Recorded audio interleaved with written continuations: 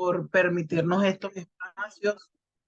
Vamos a darle gracias a Dios porque nos permite por estos espacios construir conocimiento, ¿sí? Bueno, déjenme compartir aquí un momento.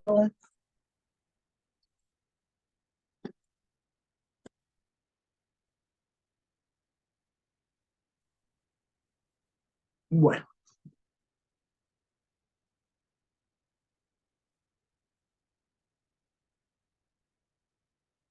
y por aquí.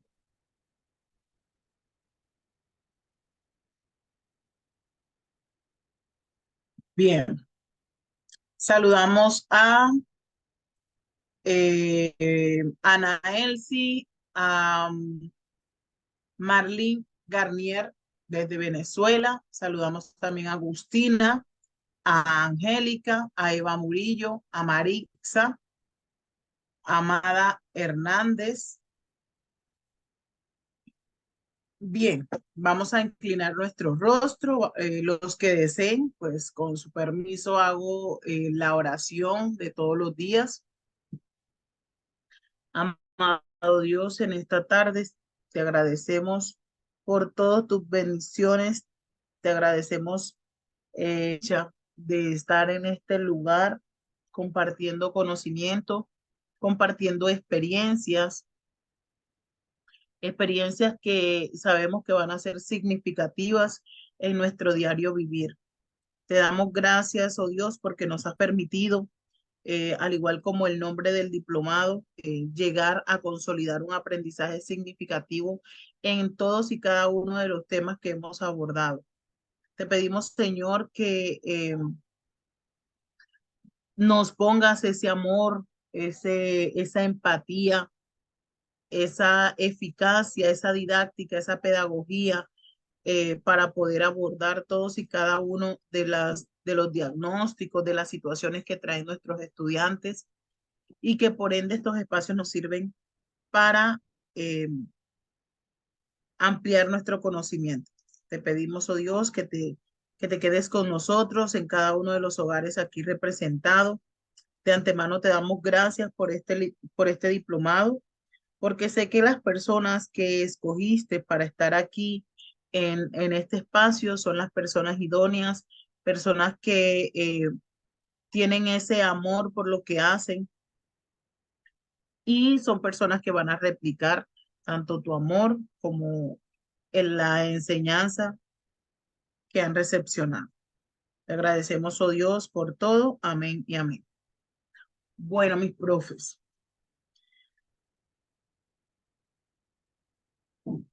Eh,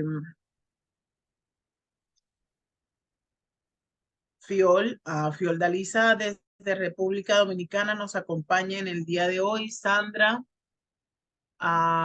Elsie Contreras también nos acompaña. Mónica Cachaya nos acompaña también. Bien, mis profes, hoy, como es la finalización del diplomado y que es pues día sábado, vamos a realizar la actividad número 2, una actividad que está enfocada en una socialización. Les decía en el día de ayer que debían escribir preguntas, experiencias, comentarios que tengan que ver con relación a, puede ser todos los temas, pero la actividad número 2 prácticamente va afianzada en los dos últimos temas que observamos en el diplomado, que fue TEA y DAO. Bien, vamos a pasar las diapositivas, a recordarles el objetivo de la formación, que era incluir a un aprendizaje significativos a estudiantes con TDAH, TEA y síndrome de Down. ¿Cómo incluimos a estos chicos en ese aprendizaje significativo? Cuando le damos la oportunidad, cuando brindamos la oportunidad de ese estudiante, no solo de estar en un aula de clases o en un plantel educativo, sino cuando le brindamos la oportunidad de relacionarse, de experimentar, cuando le damos la oportunidad de aprender, de vivenciar junto con sus pares iguales ciertas situaciones que le van a ser favorables para su funcionamiento y para su desarrollo, tanto cognitivo, psicosocial, afectivo, emocional, todos estos aspectos que de una u otra manera son importantes para un desarrollo integral para ellos. Eh, entonces, de esta manera, pues todas las estrategias, las herramientas, los recursos que podamos usar en pro de una educación que sea garante del proceso de inclusión, pues va a ser fundamental para ese proceso con estos chicos.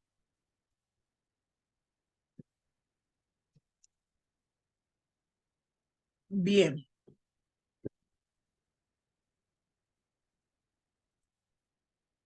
Bueno, entonces,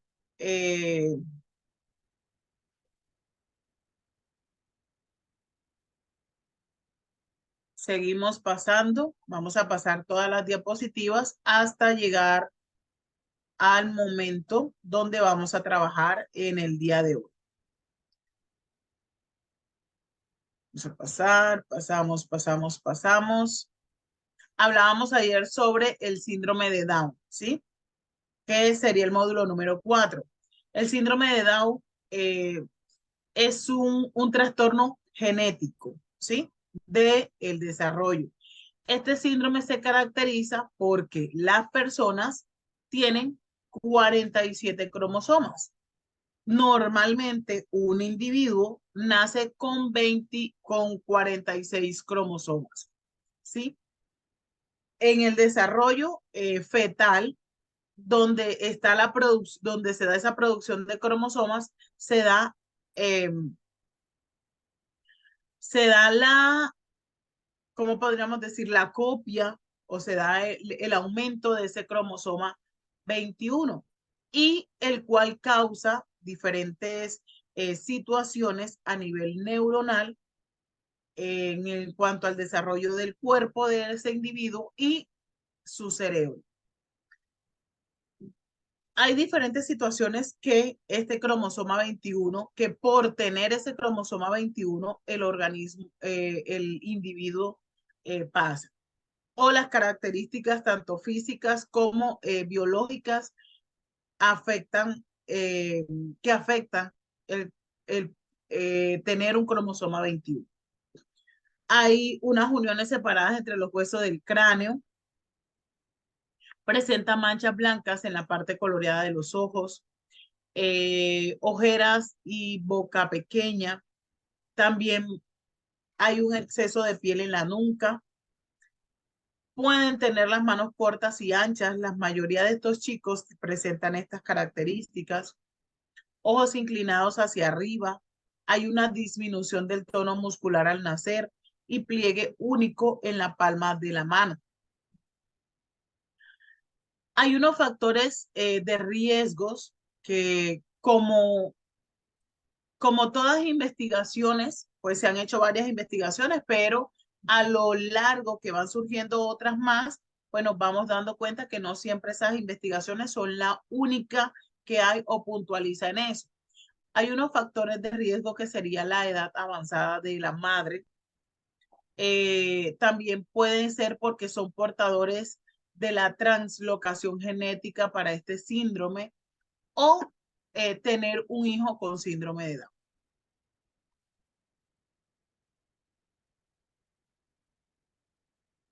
Ah,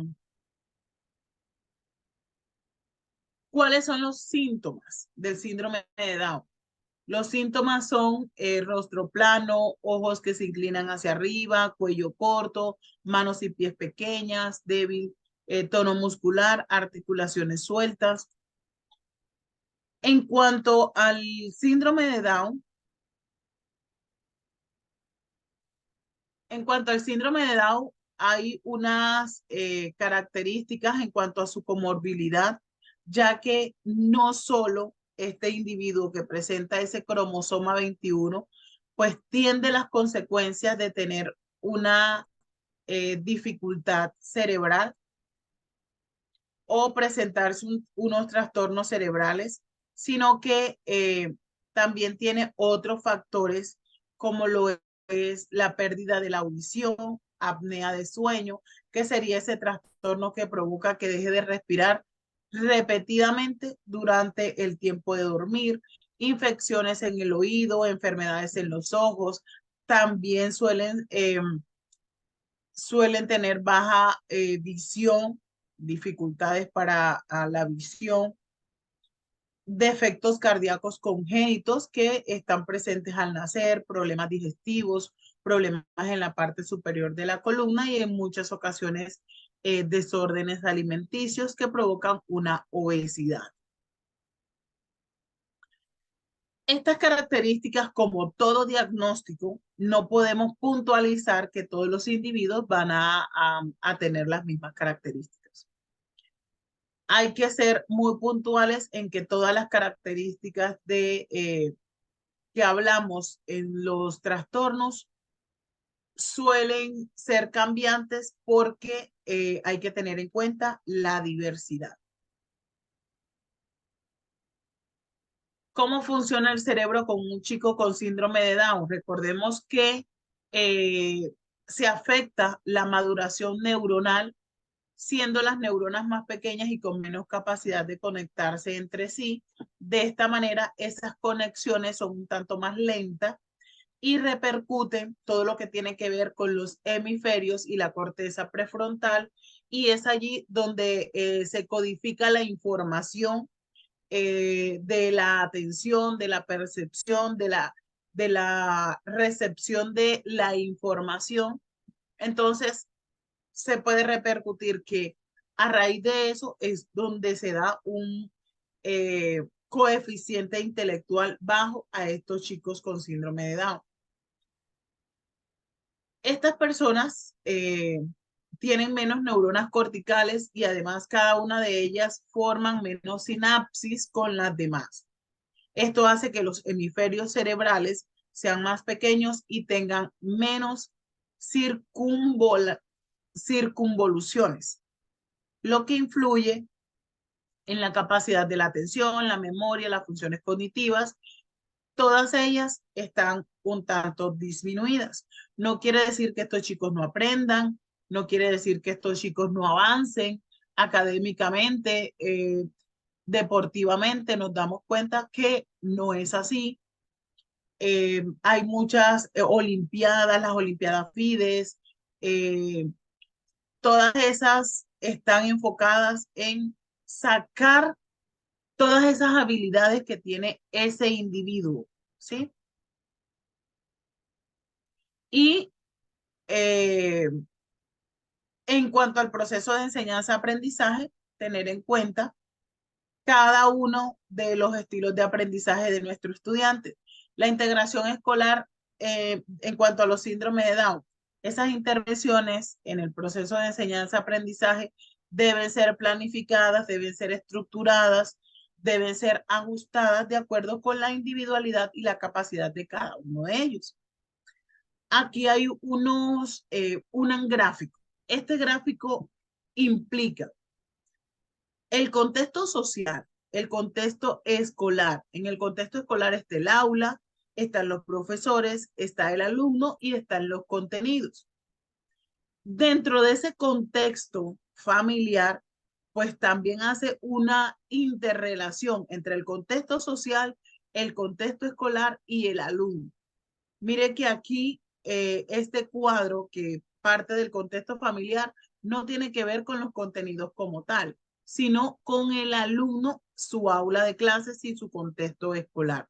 ¿Por qué? Porque a este chico se le debe hacer las debidas adaptaciones eh, para mejorar todo su proceso académico. Los estilos y características de aprendizaje de un chico con Down, pues como decíamos ahorita, esa capacidad de atención, de percepción de la información es un poco más lento. Entonces, el profe tiene que ser muy estratega en el momento de eh, realizar los ejercicios, realizar las adaptaciones, escoger las estrategias, escoger las herramientas que sean idóneas y eficaces para este proceso con estos chicos. El proceso de consolidación de lo que han de aprender, pues es más lento para estos chicos. Entonces, para ello, se precisa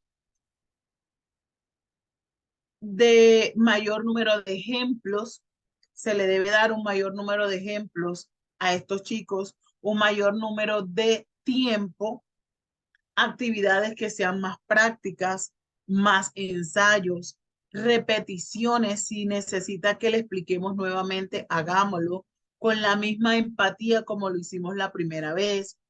Todo esto con el fin de que nuestros chicos alcancen las metas, los objetivos.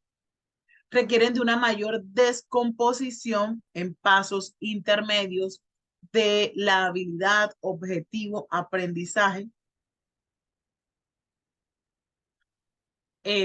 También, pues, precisan con frecuencia de apoyos personales de profesionales especializados, profesionales como los pedagogos, los terapeutas, los educadores especiales, fonoaudiología, fisioterapia en algunos casos, la logopedia, terapias de lenguaje, terapias ocupacionales, por los trastornos que puede estar presentando en cada uno de los ciclos de la vida.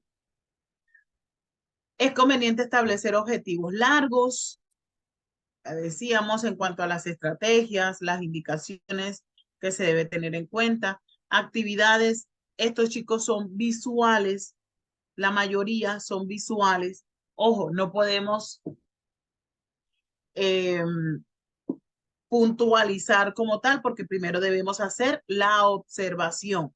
Y cada chico tiene una característica, pero por lo general estos chicos son más visuales.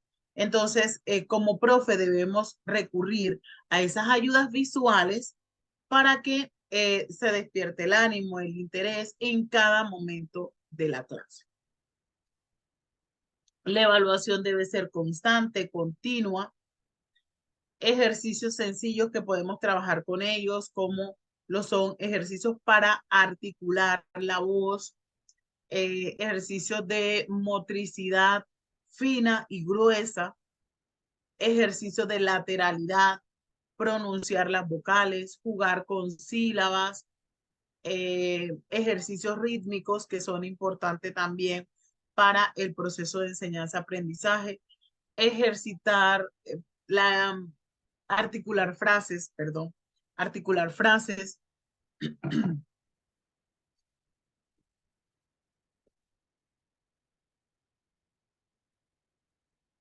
Y en cada una de estas frases, pues darle la importancia al niño de que repita, de que eh, vuelva y escriba nuevamente si la actividad es de escribir, si hay errores, pues que los corrija y nuevamente realizar el reforzador. Siempre debemos usar reforzadores positivos con todos nuestros estudiantes, ¿sí?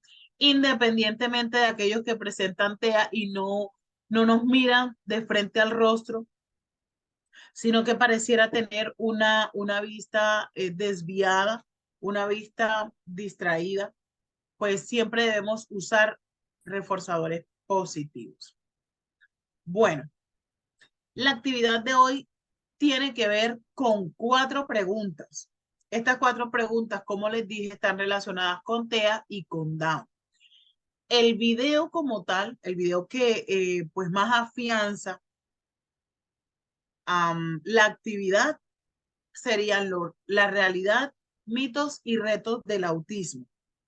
En este video se está entrevistando a una madre de familia. Puede ser una madre como muchas de las que tenemos aquí en este espacio, una madre donde nos, nos explica ciertas características que puede presentar un niño en cuanto a su proceso cognitivo, de adaptación en todas y cada una de las áreas,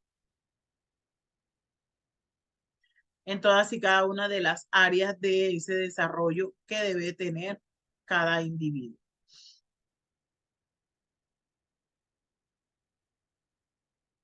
Bien. Las preguntas son, el TEA, ¿por qué es un reto? Voy a ampliar aquí un poco. Pegarle un momento.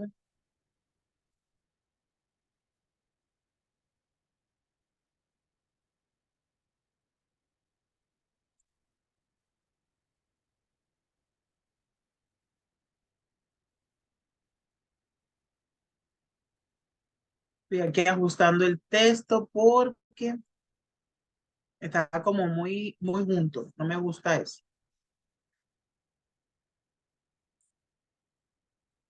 Listo. Aquí hablamos de el TEA. ¿Por qué es un reto el TEA? Porque dentro de esa realidad, dentro de estos mitos del trastorno del espectro autista, sigue siendo un reto.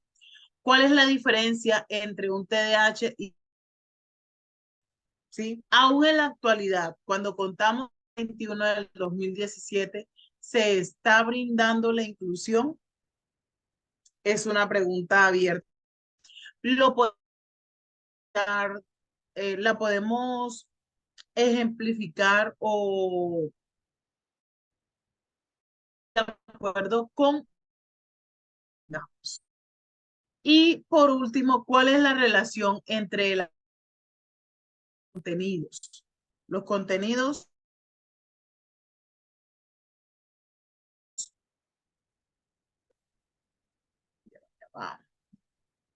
los contenidos curriculares. ¿El estilo de aprendizaje es fundamental en este proceso? Es una pregunta, pues, que nos hacemos. Voy a colocar esto aquí para que no se vea tan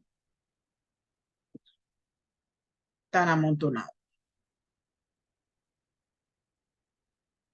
La diferencia entre el TDAH y TEA está en que el TEA se presenta en 3 grados y el TDAH también hay 3, ¿sí? Aunque no es por grado, sino es por sintomatología.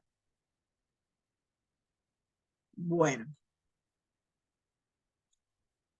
Vamos a observar, voy a dejar de compartir acá para observar el video. Es un video pues un tanto larguito.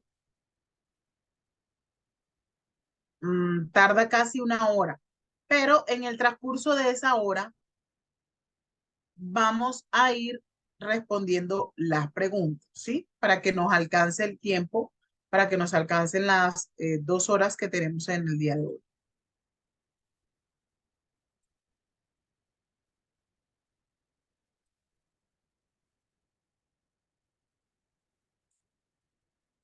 Estáis en el día a día conociendo a muchas personas con autismo. Te quería preguntar lo primero, desde tu perspectiva profesional, ¿cómo definirías el autismo, que es algo que sabemos tú y yo que es tan difícil para que todo el mundo lo pudiera entender? Yo lo definiría como un conjunto de características que pueden generar dificultades en la comunicación, en la interacción social y en el juego. Es un trastorno del desarrollo que tiene su origen en el desarrollo del cerebro. Sabemos poco sobre el origen real, pero bueno, esa es la definición. Y en el día a día, sí. Claro, y en el día a día, eso que yo acabo de decir, ¿cómo se ve? Para mí, como madre, el autismo yo creo que es algo que no debe nunca tapar a la persona, eso de entrada. O sea, las personas con autismo es cierto que tienen una discapacidad social, por decirlo de una manera, unas mayores dificultades sociales. Fue una de las cosas primeras que yo vi, que mi hijo no jugaba. En la comunicación, en el lenguaje, mi hijo hablaba y dejó de hablar, que ahora sé que es un motivo para salir corriendo a buscar ayuda profesional. Pero más allá de todo eso, cuando conocemos a una persona con autismo o cuando nos dicen que una persona que queremos tiene autismo, sigue siendo esa persona, sigue siendo Javier, sigue siendo Jaime, sigue siendo Laura o sigue siendo Francisco. Si intentamos poner el foco en la persona en lugar en el diagnóstico, va a ser más fácil entenderlo. Tú trabajas con adultos, la mayoría tienen, si no me equivoco, alto funcionamiento o Asperger, ¿verdad? Sí. Mi universo es un poco distinto porque yo lo que tengo es un hijo que va a hacer ahora 12 años. Lo que veo sobre todo son niños, los inicios del diagnóstico cuando son niños de 2, 3, 4, 5 años, hasta la adolescencia tal vez, y más afectados, la verdad es que más afectados. ¿Cómo distinguirías o cómo definirías el Asperger y el alto funcionamiento frente al general, al autismo? Es difícil, es un espectro, es muy amplio, pero ya me entiendes. Esta punta del iceberg de la alta capacidad y del Asperger. Hay diferencias importantes, como por ejemplo que las personas que tienen diagnóstico de síndrome de Asperger no está asociado a dificultades a nivel de aprendizaje, a discapacidad intelectual. También puede que tengan competencias de comunicación verbal, es decir, que tú los veas que hablan y se desenvuelven, pero sí que hay una dificultad en comprensión, ¿no? Y en como lo más complejo de la comunicación, en las bromas, en la ironía, lo más elaborado. ¿Vale? Entonces sí que esa puede ser la diferencia. Y luego hayas tocado una parte que es súper importante y es el tema de las altas capacidades. ¿Qué es tener autismo de alto funcionamiento, ¿no? ¿Alto funcionamiento comparado con qué? ¿O cómo se define el alto funcionamiento? Lo que sí, digamos que sabemos es que hay perfiles, hay personas que van a tener dificultades de comunicación muy importantes o dificultades de comunicación menos importantes o dificultades de comprensión de lo que les rodea, ¿no? Del entorno. Sobre los mitos, que hablamos ahora, uno de las altas capacidades, sí. Tú como madre y desde el blog, ¿qué te encuentras sobre los mitos? ¿Qué te escriben? Una cosa que comento a veces que me ha pasado con frecuencia y es que cuando llego y digo que tengo un niño con autismo, y además otros padres que tienen niños con autismo también me han contado que les pasa, pues lo típico, el panadero, el compañero de trabajo, la vecina de tu madre te pregunta ¿y qué hace? ¿Qué sabe hacer? Y es como, ¿a qué te refieres? O sea, no, que son muy buenos estos chicos, son muy inteligentes, más que la media, son muy buenos en música, en matemáticas. Y yo le explico que no, o sea, que no necesariamente. Hay un mito vinculado a que son pequeños genios, que es algo a erradicar. O sea, pueden ser genios, igual que lo puede ser alguien que no tenga autismo, pero no tienen por qué ser genios. Y luego hay muchos mitos muy básicos. La gente cree que en mi plano, que son niños más afectados, que no te van a mirar a los ojos. No es verdad. Mi hijo, por ejemplo, te mira a los ojos perfectamente, tiene sonrisa social. Te preguntan si le puede tocar, le gusta que... Sí, claro, no hay cosa que le guste más en la vida que, como llamo yo, el cachorreo, que juegues con él a las cosquillas. Es verdad que hay muchos falsos mitos y muchos vienen vinculados de lo que se ha contado en películas y en series de televisión. Y fíjate, respecto a esos tipos de mitos, yo creo que la gente con Asperger tiene todavía mucho más que combatir. No sé tú cómo lo ves, ¿cuántas veces te recuerdan a Sheldon Cooper? Bueno, todo el tiempo. Creo que por un lado al principio decíamos, ¡ay, qué bien! Que hay un... Pero luego lo que ha hecho es generar la sensación de que todos tienen una capacidad excepcional. Si me lo preguntas en mi día a día, yo sí he visto personas con Asperger que son capaces de ir al detalle, o error que nadie más había podido identificar, súper minuciosos. Pero no creo que sea una condición que esté directamente relacionada con su diagnóstico, es decir, que todos lo tengan. Yo creo que es como cuando se juntan muchas cosas. Entonces creo que el mito lo que hace a veces es que para las personas con Asperger es como intentar pensar que esas dificultades no son tan dificultades. Yo he conocido adultos que te dicen, no, si mi madre toda la vida estuvo de médicos, como dicen, de médicos y de psicólogos, y le decían, pero ¿cómo va a tener autismo, señora, si habla? ¿Cómo va a tener autismo si sabe leer? ¿Cómo va a tener autismo si mire lo listo que es? Y yo creo que eso no es la parte importante. La parte importante es que sí que tenemos que hacer una adaptación y un apoyo para permitirles desarrollarse.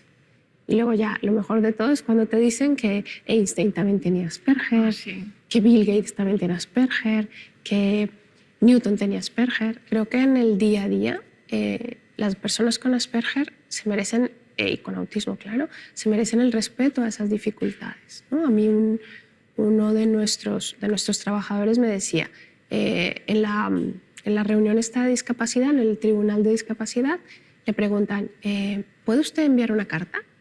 Y entonces él dice, sí, yo podría enviar una carta, pero necesitaría adaptación para que él me acompañara a correos, que el entorno de correos me permitiera enviarla, saber exactamente a qué hora puedo ir, que haya menos jaleo. Entonces la carta física yo lo puedo hacer, pero necesito una cantidad de adaptaciones en el entorno para que me permita hacerlo. Entonces, a veces, sobre todo en la parte de comunicación, dicen, si habla es que me comprende todo. Haciendo pues una relación de todo lo que hemos hablado, en cuanto al síndrome de Down, en cuanto al TEA, en cuanto al TDAH, si nos damos cuenta de lo que nos habla acá la exponente, que nos invita a que observemos, a que analicemos y a que hagamos claro los ajustes que necesita cada individuo. Tienen muchas capacidades, tienen muchas habilidades, pero entonces del entorno en el cual él se encuentra, está como que se haga la parte de lo que es la sensibilización, de lo que es la ayuda como tal, de lo que es el que se dé verdaderamente todos y cada uno de estos ajustes para poder garantizar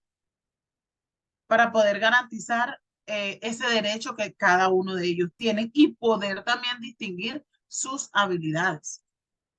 Y yo creo que ahí tenemos que hacer un apoyo para que lo puedan entender. Claro. Volviendo, cuando has comentado el tema de Einstein y Bill Gates y demás, que todo se rumorea que tenían autismo, yo creo que ahí está vinculado, fíjate, a que muchos padres necesitamos encontrar mecanismos con los que afrontar algo tan difícil como es un diagnóstico de autismo. Porque cuando a mí como madre me dijeron, tu hijo tiene autismo, yo me acuerdo perfectamente, Jaime tenía 2 años y pico, yo tenía un bebé recién nacido, tenía 1 mes, mi hija la tenía al pecho cuando las 2 psicólogas delante de mí me lo estaban diciendo. Y es un diagnóstico muy complicado de asimilar porque te están diciendo, tiene algo que no sabemos cómo va a evolucionar, que además parte de la observación, no es una prueba médica, no es algo que yo haya hecho una prueba y te diga, toma, mira, ¿ves? Lo pone aquí, tiene autismo. No es como otras discapacidades, otros trastornos en este sentido. Y no sabemos a dónde va a llegar.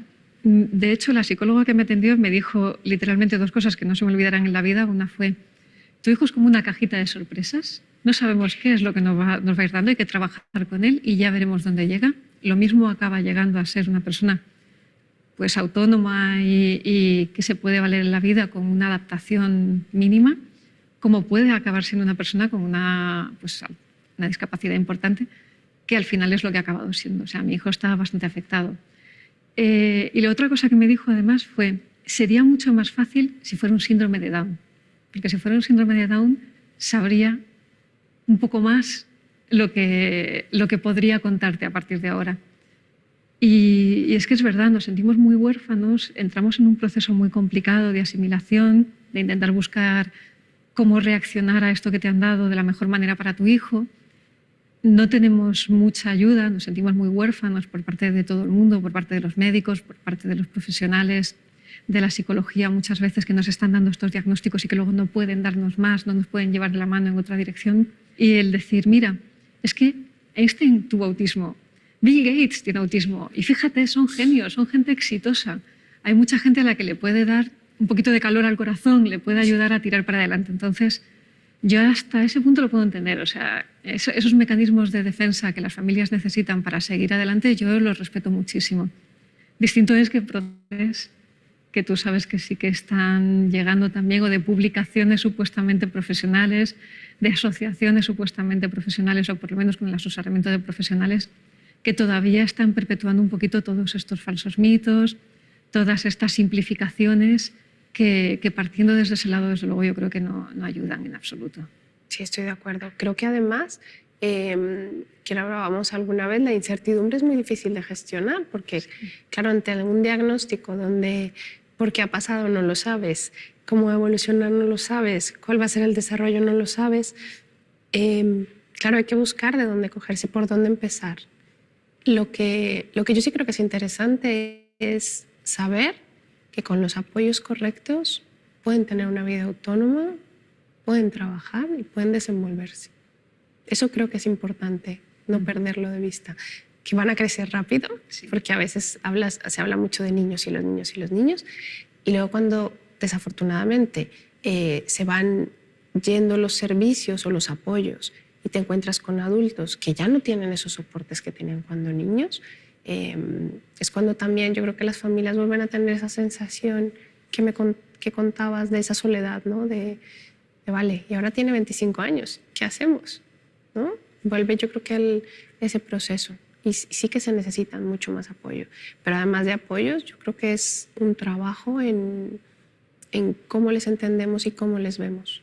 ¿Qué les dirías tú a los padres o a los adultos en general que tienen niños a su alrededor, que deben estar pendientes, que deben ser como signos de alerta para decir, uy, a este niño vamos a llevarle a que un especialista lo vea y descarte o decida si hay que trabajar algo? Porque, fíjate, una cosa que yo sí que he visto a mi alrededor es que tenemos niños a los que un día ha comido una fresa y le ha salido un granito y le llevamos corriendo al médico para ver si tiene alergia a las fresas. Y si no, que me lo descarten, no pasa nada, pero que le miren. O sea, con temas físicos enseguida buscamos ayuda.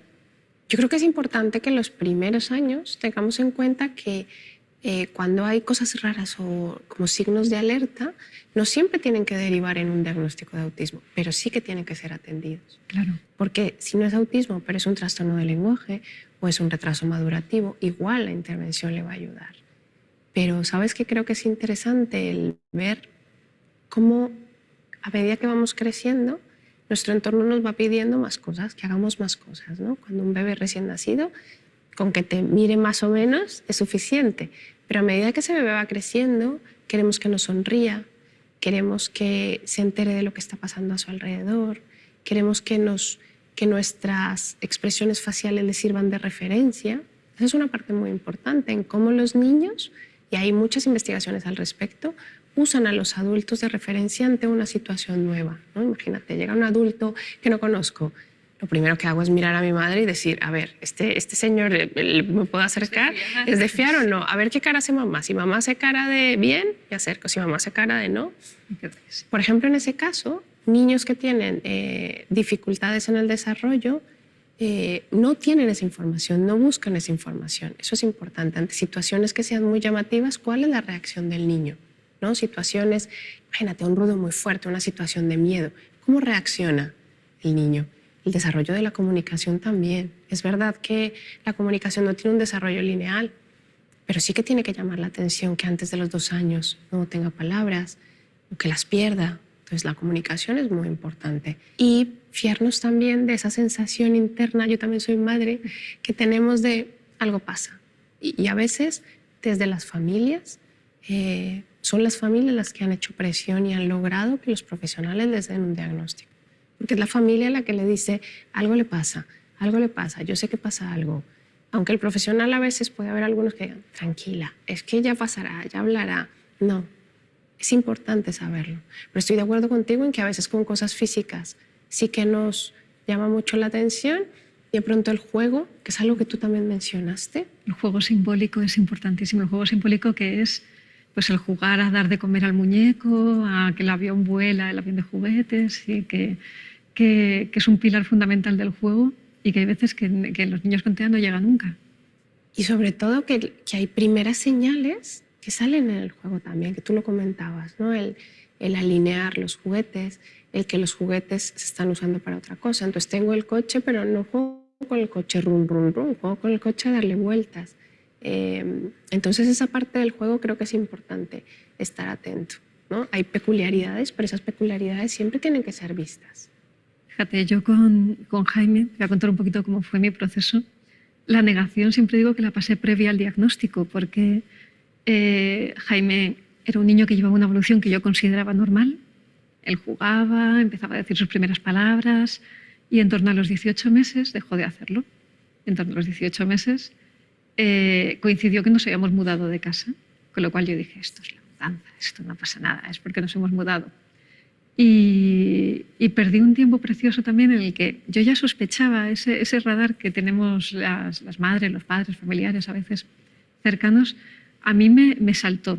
Era el primer niño de la familia, yo no había tenido relación con niños durante muchos años, con lo cual tampoco estaba muy al día de cómo eran las etapas, los hitos evolutivos del desarrollo de los niños.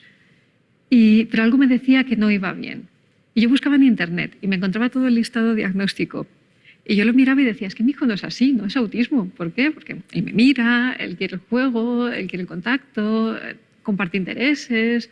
Vale, luego esto otro sí podría encajar, pero como esto otro no, yo me agarraba al esto otro no y a algunas opiniones de algún pediatra, algún tal que le quitó hierro diciendo tú espera, que ya llegará, que ya llegará. Y yo creo que esa etapa de negación la viví previamente. Luego, llegado un momento no, venga, pasa algo y vamos a mirarlo.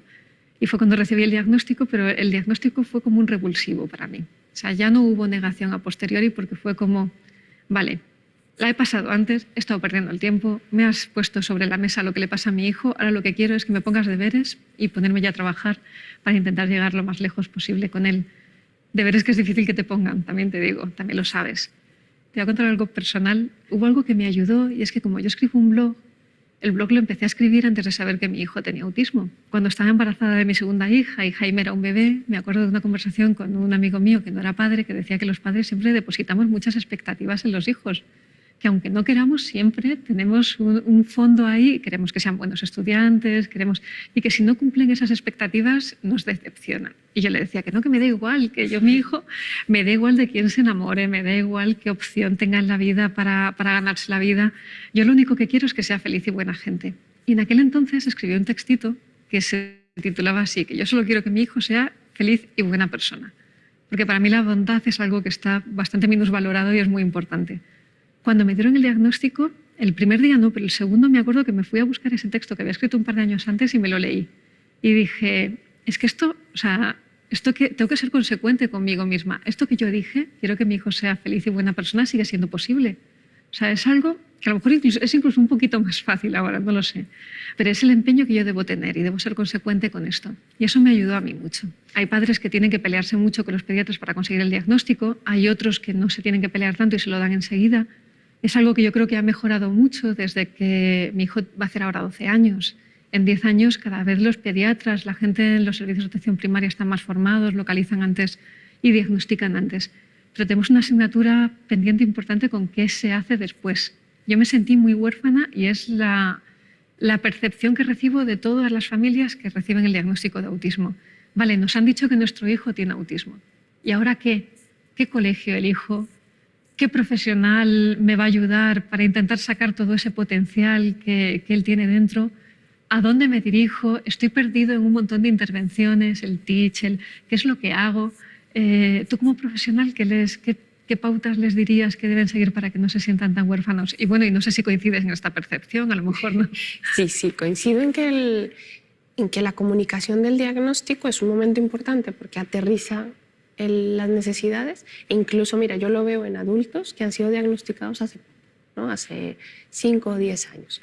Y sí que ese diagnóstico les ayuda a decir, hombre, mira que esto que me ha pasado en la vida tiene una razón, ¿no? Lo que yo siempre recomiendo, que también lo he visto en tu blog, es que tenga evidencia científica. Yo sé que suena muy repetitivo el no os metáis por ahí donde dice cura de autismo. No, es mentira. Pero es importante. Hay un montón de gente que se deja su vida investigando para mejorar la calidad de vida de las personas con autismo.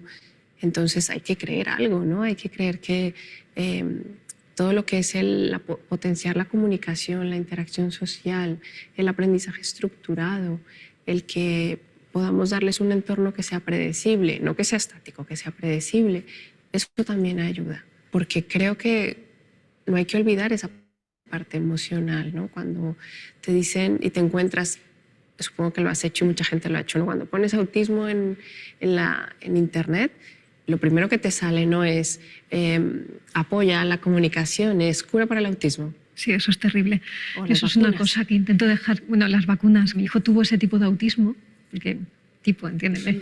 Pero que empieza una evolución aparentemente normal, ahora ya sé que no lo era tanto, pero que era aparentemente normal, y fue hacia atrás. Ahora yo ya sé que cualquier marcha atrás en el desarrollo de un niño es motivo para ir corriendo a buscar asesoramiento profesional y que mire a ver qué es lo que pasa, pero fue precisamente parte de que este autismo regresivo, que culparán a las vacunas. A ver, hay que dejar meridianamente claro, las vacunas no tienen culpa de nada y al contrario, las vacunas hay que agradecerles mucho y a los niños hay que vacunarles. Pero además de las vacunas vienen otro tipo de intervenciones muy discutibles, como te contaba, te sientes huérfano porque te dan un diagnóstico y te encuentras que no sabes, estás asumiendo emocionalmente eso, que no es fácil, que es una carga importante, estás intentando entender qué es el autismo, que tampoco es fácil, seguir con tu día a día en el trabajo, en escuelas, con otros hermanos, con transmitir eso a la familia, abuelos, a tíos, a quien sí, a quien no. O sea, son como muchas cosas a la vez y además sin una preparación previa muchas veces tengo que decidir ahora en manos de quién pongo a mi hijo. Nos sentimos muy, muy, muy huérfanos. Los médicos no te llevan de la mano. Yo lo comparo muchas veces con una sobrina que tengo que tiene diabetes, más pequeñita que lo que era mi hijo, pero bueno, muy pequeñita. Le diagnosticaron diabetes de tipo 1. Es un problema, hay que asumirlo, hay muchas cosas en común, puede haber negación, puede haber, pero realmente es que tienes un diagnóstico y tienes un médico que te dice, va a ser duro, no vas a dormir, tienes que estar muy pendiente del niño, pero si haces esto, esto, esto y esto, todo va a ir bien. A nosotros no nos pasa eso. Y esa orfandad hace que muchas veces caigamos en los cantos de sirenas de gente que nos vende algo que es imposible, porque tu hijo es lo que tú más quieres en el mundo. Si alguien llega y te dice, puedo curarlo, quieres creerlo, o sea, quieres creer que eso es así. Por mucho que te repitan, no es una enfermedad, es una característica de la persona, no se cura.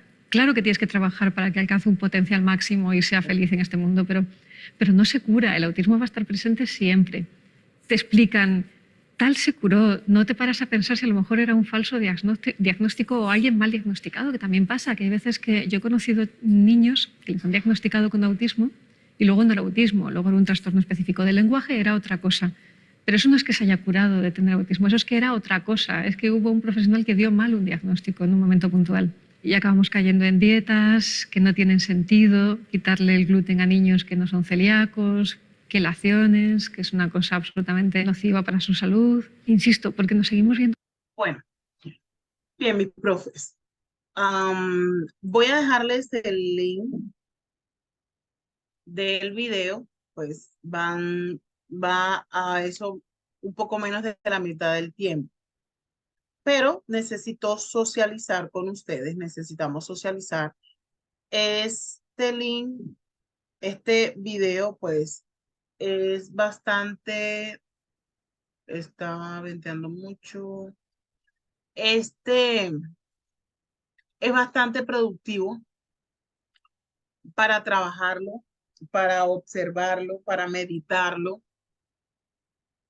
porque es un video que nos abre mucho como que esa mentalidad a lo que vive un padre de familia cuando le diagnostican a un chico con un TEA. Bueno, aquí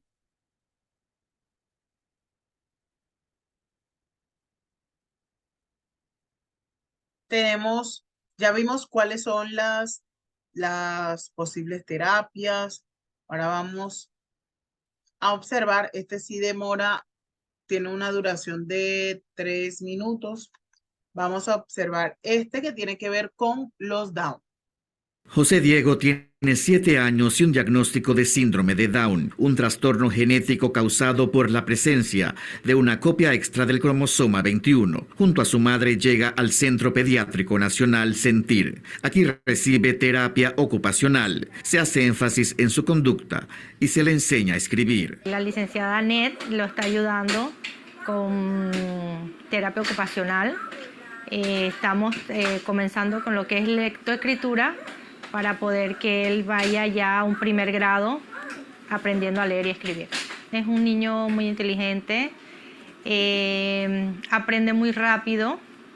Para iniciar la enseñanza de la escritura en niños y niñas con síndrome de Down, se debe estabilizar el tono muscular. Muchos de los pequeños y pequeñas con esta condición lo tienen bajo. Primero necesitan trabajar ejercicios más para la postura, o sea, el sentarse bien, el tener el control de tronco bastante lo más recto posible, y de ahí nace el proceso de la escritura para hacer trazos un poquito más amplios. También el proceso también de el fortalecimiento de los músculos de la mano. Se trabaja todo lo que es primero la motricidad fina, depende de la edad. En las primeras etapas, lo que son los meses, se trabaja más que todo la integración de ambos brazos en las actividades de, nosotros llamamos visomotoras o actividades bilaterales, y en eso entonces trabajamos todo lo que son los procesos de motricidad fina y destreza manual. En este caso yo recomiendo mucho los papel de construcción o los papel manilas con tiza debido a la fricción que estos me brindan versus un lápiz o un crayola en hojas blancas que no tienen la resistencia que ellos necesitan. El primer trazo debe ser una línea hacia abajo y luego la horizontal, siempre respetando las direcciones. Posteriormente va a ser la cruz, luego de la cruz va a pasar a las líneas diagonales, luego pasa a la X. Ya después que el niño logra estos trazos, se va a lo que es el círculo, pero el círculo siempre procurando que sea en contra de las manecillas del reloj. Luego que el chico hace esto con buena conexión, cuando hace el círculo pasamos a lo que es la figura del cuadrado, también enfatizando en las conexiones. Posteriormente el triángulo, y de esto ya salen figuras complejas.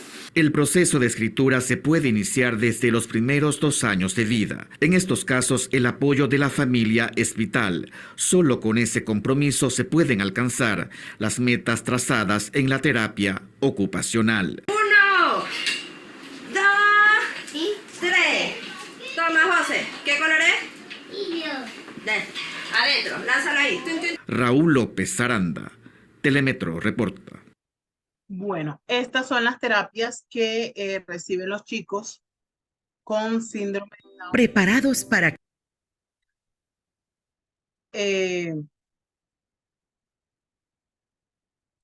Para pues evolucionar tanto en su aspecto de lenguaje como en su aspecto de interacción con el medio. Vamos a llegar acá, listo. Allí están. Allí tenemos las preguntas. Voy a darle la palabra a Ruth Mayer. Hola, Buenas Ruth, noches. buenas. ¿Ya? Sí, ahora sí. Sí, señora. Es profe y compañeros. Acerca del primer video, como ayer les había comentado, pues soy una mamá de una niña con TEA y la verdad me identifico 100% con eso. Aparte de ser una mamá con una niña con TEA, soy licenciada en Ciencias Naturales y tengo una maestría en Educación. ¿Y qué estoy haciendo yo? Me vi con la misma situación y empecé a sensibilizar. Entonces, yo soy de las que cuando encontré estos cursos que ustedes dan, yo los replico, yo le digo a las personas, ven, yo asisto a una iglesia y yo a las profesoras de escuela dominical, a la directora, la invité a que empezara a ser parte como de conocer toda esta información, porque pues igual ellos atienden a los niños los domingos en la mañana. Entonces a ella le llamó la atención y ella también está empezando a replicar con sus maestros. En las instituciones donde yo tengo también gente conocida, hago exactamente lo mismo. Invito a los profesores. En la universidad donde yo trabajo, también a una de las directoras de un programa, también las invité porque me he visto que, como les decía ayer, en la parte del síndrome de Down, se ha reconocido mucho más. Creo yo que se ha tenido un tiempo más largo de una trayectoria mayor de ir recopilando información y como gestar documentación y demás donde se recojan cómo uno puede ayudar a estos niños con Down, pero no igual en el caso de los niños con TEA. Entonces, lo que yo he hecho es eso, es como tratar de sensibilizar a las personas. Donde quiera que voy hablo de lo mismo. Yo me presento, digo, soy una mamá con una niña con autismo, les cuento las cosas que me pasan y cuando estoy en estos espacios, pues trato también de hacer preguntas que me ayuden a tener herramientas para trabajar con mi hija y con los otros niños que yo pueda en algún momento tener en el aula. Entonces, quería decirles eso, o sea, yo sé que aquí hay mamitas, al igual que yo, que tienen sus niños con TEA, y la cuestión es, listo, no solamente vemos la necesidad, sino que empecemos nosotros a tejer redes donde creemos y organicemos esas herramientas que escuchamos aquí, que escuchamos allá, que escuchamos allá, y que de pronto en su momento han sido exitosas.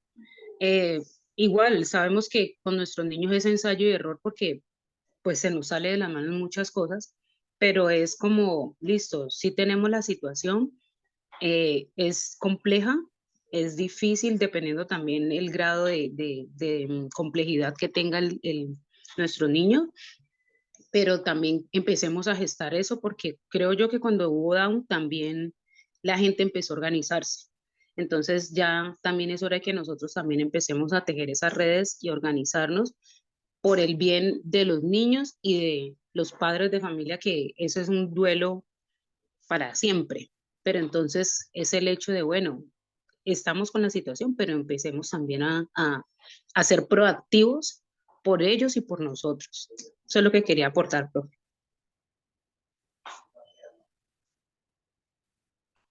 Profe, no la escuchamos. Sí, tenías el audio apagado. Bien, sí es muy importante, profe, ese accionar, esa actitud que toma frente a casos, no solo el particular, sino los casos comunes que logramos tener en todo nuestro quehacer pedagógico, ¿sí? Y algo muy importante que cabe resaltar en lo que usted nos dice es la sensibilización. Profe, de esa manera es donde nosotros, más que brindarles estrategias a los niños, brindarles una, eh, un aprendizaje, es poder darle la socialización, la sensibilización del entorno para que ellos se sientan mucho más tranquilos ante ese entorno que lo va a rodear, que es el entorno educativo, el entorno sociocultural. Del entorno familiar, pues ya ellos vienen a veces unos mucho más adaptados que otros, pero esto repercute que esa sensibilización que debamos tener o que le demos a ellos, pues forme parte de ese inicio educativo, de ese inicio de ese aprendizaje significativo que estos chicos van a tener. Es un reto, sí es un reto. ¿Por qué? Porque hay muchas barreras que implican que estos chicos estén en riesgo de ser excluidos. Entonces, ¿cuál es el reto? Más que de la sociedad, más que del Estado, porque el Estado tiene una ley, que es la ley 1421, donde busca garantizar el derecho a una educación idónea, garante de oportunidades, de estabilidad emocional, psicosocial, física, intelectual de los niños. Pues aquí más que todo el reto es personal. El reto es en cuanto a la empatía que nosotros debemos tener para trabajar todos y cada uno de estos diagnósticos. Y miren que el uno no está tan desligado del otro. Ahorita tenemos aquí, o hablamos en este diplomado, de 3 diagnósticos.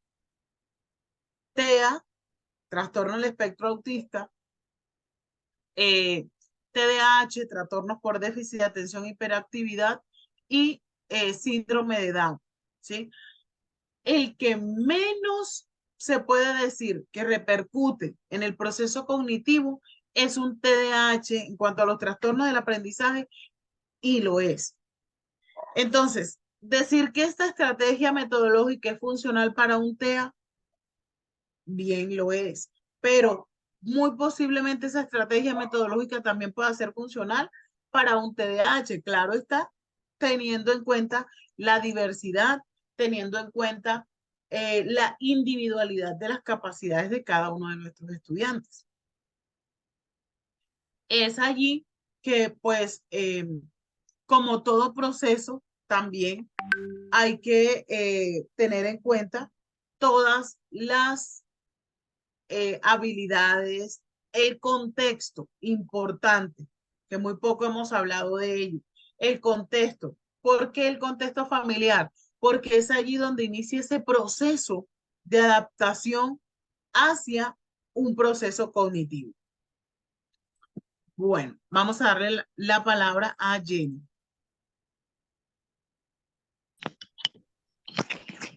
La Jenny. Buenas.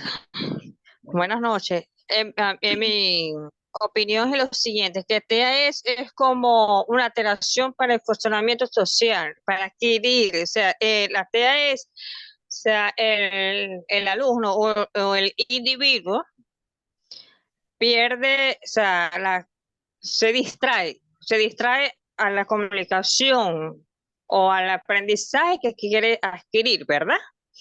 Pero mientras la TDAH es como que le cuesta adquirir la información, más no es como no, más no es distracción. Es algo, es la diferencia entre un TEA y un TDAH. La TEA se distraes, no se enfocas a la educación que le estás dando. Y la TDAH le cuesta adquirir, o sea, como que es como más bien un poco lento para adquirir, por ejemplo, sí, leer, tener una lectura, tiene que repetir varias veces para poder adquirir a lo que quiere decir la lectura, ¿verdad? Pero la TEA no, la TEA es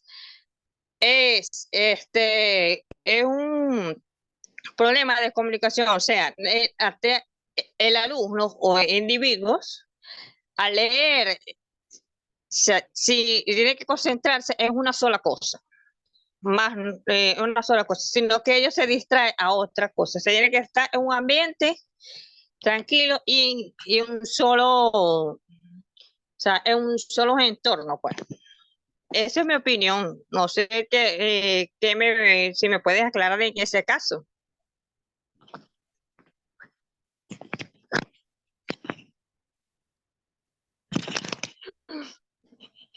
Vamos a escuchar la intervención de otro compañero y pues ya yo hago una retroalimentación al final.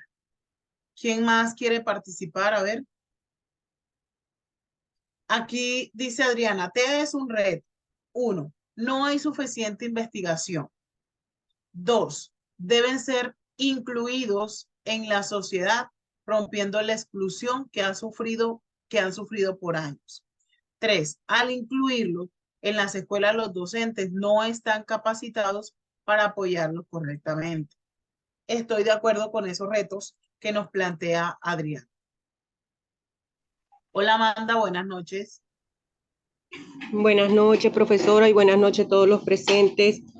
Sí, se menciona que es un reto, sí, es un reto para todos, pero cuando hablamos para los docentes, me hace recordar el video del corcho. Sí, el Estado, por decirlo así, no nos ofrece las herramientas, los docentes no están capacitados, pero nosotros tenemos que buscar esas herramientas para facilitar el trabajo con todos estos chicos, para tener nosotros la preparación para comprendernos y adaptarnos a ellos, porque no son ellos los que se van a adaptar a nosotros, somos nosotros a ellos, porque Claro. para ellos ese es un mundo natural. Entonces, yo aquí en mis apuntes tenía aquí que el TEA, sí, es un trastorno del cerebro, pero es algo que no se va a curar, que hay que aprender, o sea, los que lo rodeamos tenemos que aprender a vivir con esta persona o con el niño que tiene esta condición. ¿Por qué? Porque hay momentos donde ellos no nos van a, ay, ¿qué pasó? Hola. Sí, le estamos ¿Sí me escuchando, escucha? profe. Sí, Ah, no, señora. hubo un momento, un apagón y yo, ay, perdí. Ah, qué bien. Sí, entonces el TDAH es un trastorno también cerebral, pero aquí en donde el niño la diferencia es en su proceso de aprendizaje, ya que debido a su hiperactividad y falta de concentración, se le va a dificultar esa adquisición vamos a decir, sistemática de los aprendizajes del conocimiento. A diferencia del TEA, que sí puede ser más perceptivo. Este es en el caso de mi comprensión. Entonces, la relación, en el caso con los niños de síndrome de Down, yo tuve la oportunidad de trabajar hace 8 años en bachillerato y tuve el privilegio de esa experiencia de trabajar con estos niños. Fue la única vez que pude. Y en este caso nunca se me olvida su nombre, Santiago, y él ya dominaba, o sea, lo que era la lectura, lo hacía de forma silábica, pero sí se hacía entender y él comprendía las instrucciones.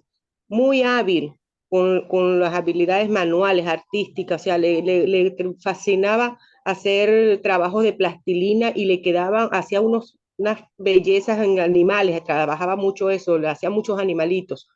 Y tuve el privilegio de encontrármelo hace como un mes y resulta que el chico, su mami muy comprometida como madre al fin, lo inscribió en una escuela de arte y oficio de capacitación para este tipo de personas con esas deficiencias, por decirlo así, estas limitaciones.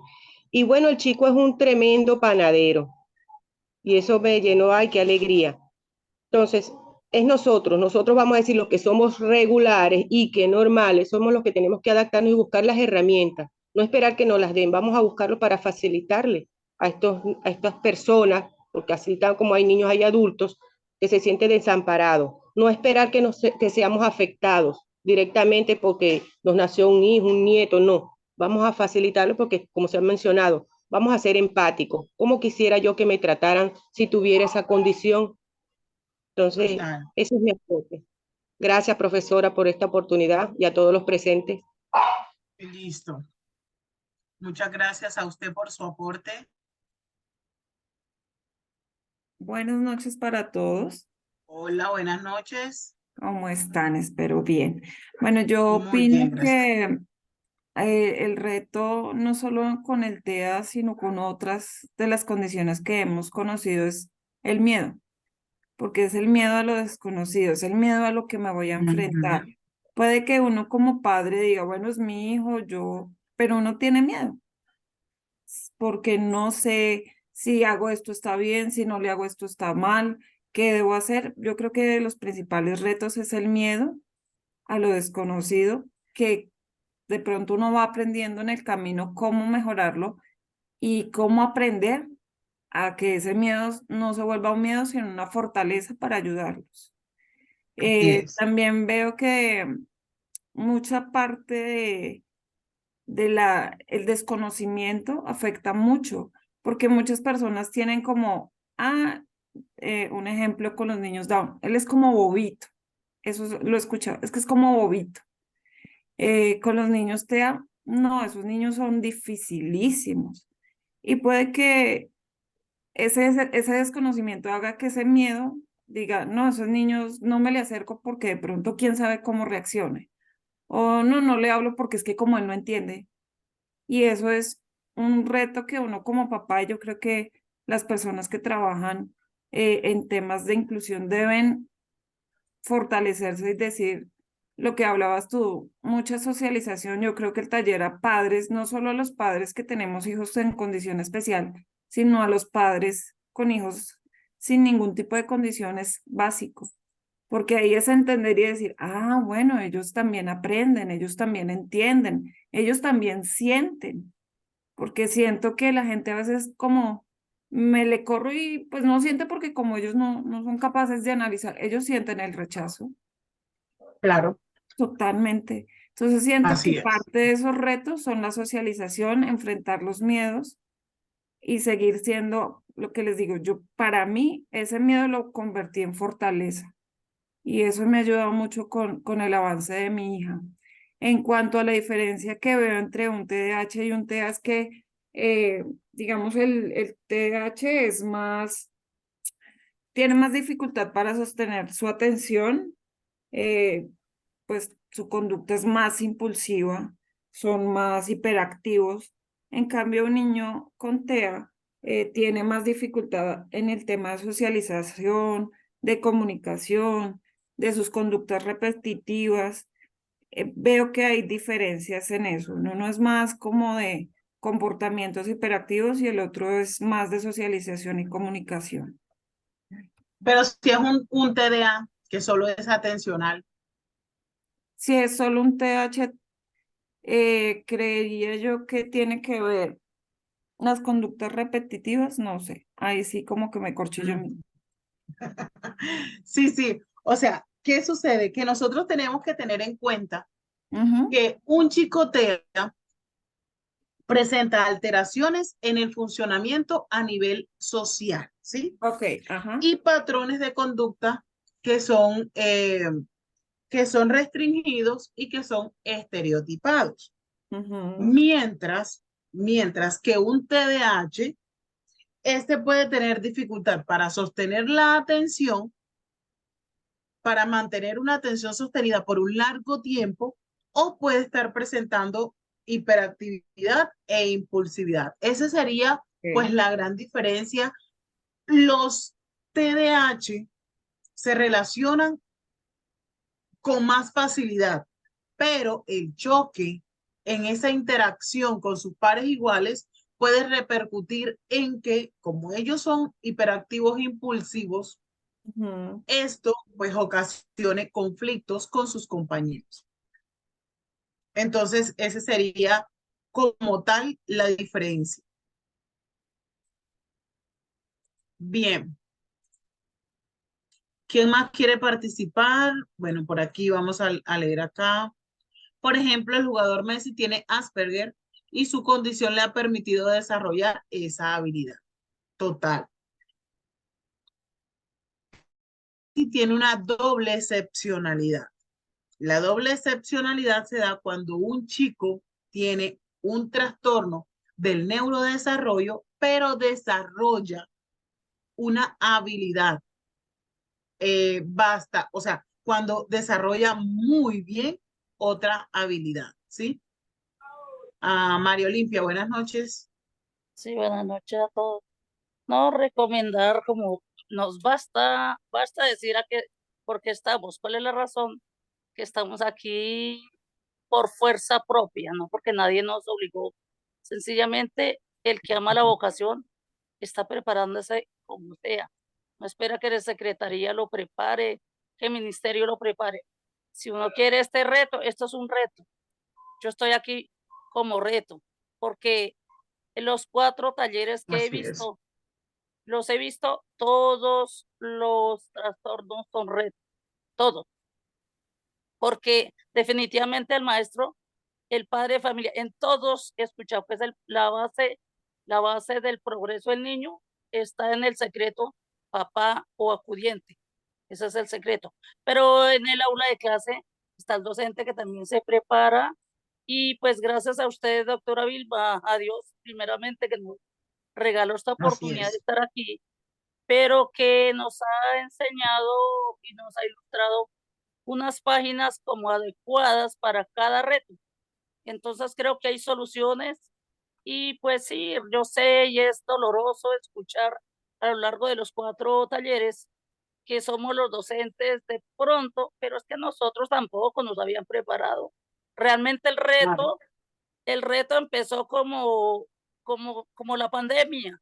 Yo creo que anoche hacía énfasis en que la pandemia y lo de inclusión va como en avance, Ligado. Ujú. cambios, como sí, vamos como en paralelo, haciendo un paralelo, pues, y comentarles, no me voy a elogiar porque sería malo, pero cuando escuché que en nuestro colegio hubo un Asperger, bueno, eh, él llegaba de otro colegio y él le tocaba presentar su prueba IFES en el 11 hace 5 años y fue el escándalo nacional, fue el notorio en que haya sido el mejor a nivel nacional, siendo Asperger con una condición.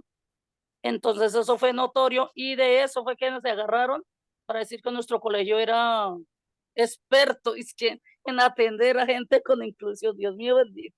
Y ahí nos metieron en ese cuento y realmente yo me siento con un reto de lo que acaba de decir nuestra anterior compañera, que no hallo la hora de decirle a todos mis compañeros docentes, métanse a este cuento, porque yo sola no hago mucha cosa. Haré lo mío en mi salón de clase, prepararé las clases Claro. adecuadas y si me llegan casos, pues más o menos ya sé cómo abordarlos.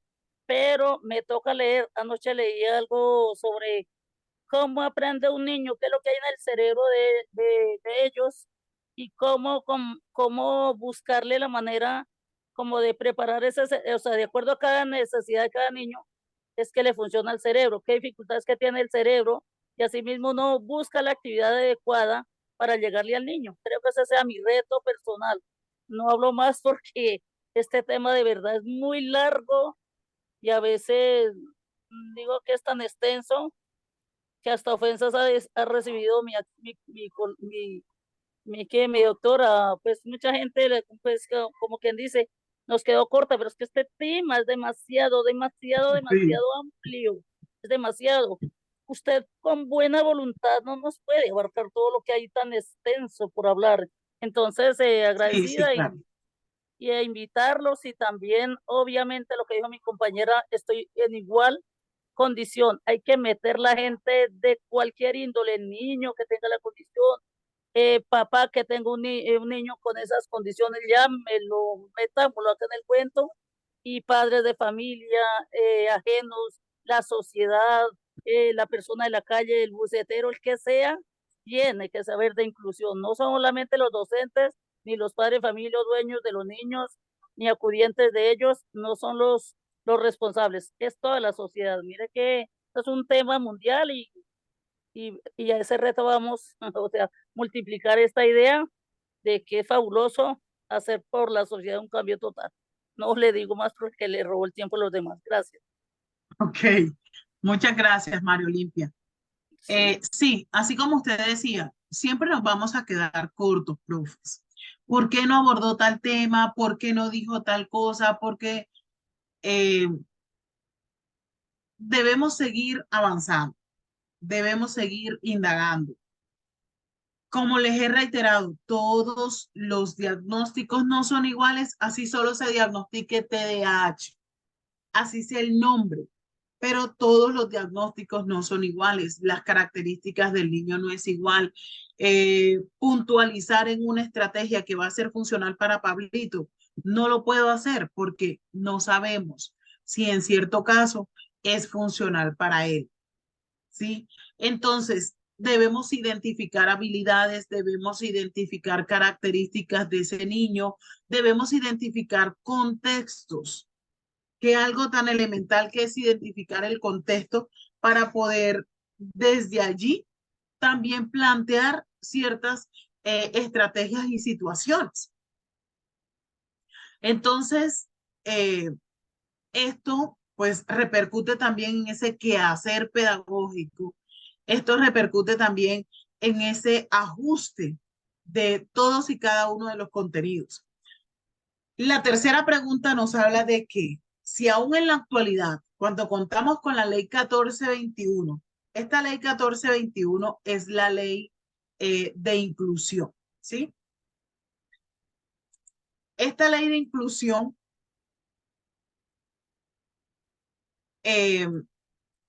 nos habla